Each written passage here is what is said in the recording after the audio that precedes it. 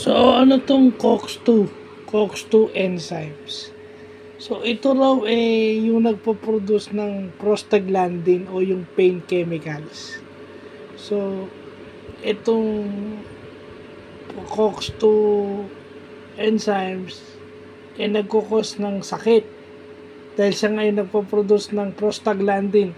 So, kung naalala niyo yung commercial ng Dolphinal, na yung sinasabi nila yung toothache is caused by the pain chemical at saka yung ibang mga pains is caused by the pain chemical called prostaglandin. So yung nagpo-produce ng prostaglandin is yung COX-2 enzyme, sabi nila. At usual target o usually ginagamot o tinatanggal ng mga non-steroidal anti-inflammatory medicines o example nun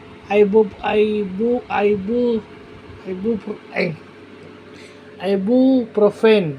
Ang example nun, nabubulol na ako. Ibuprofen, ang example nun. Mefenamic acid, yung mga sample nun, yung mga pain relievers na iniinom natin. Yung Diclofenac, yung iniinom ko sa gout.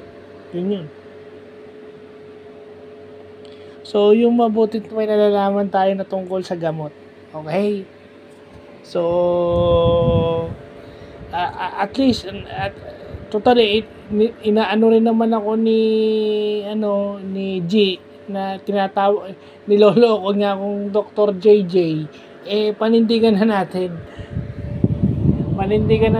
Yun, gawin nating motivation para matuto. So, yun lang pa.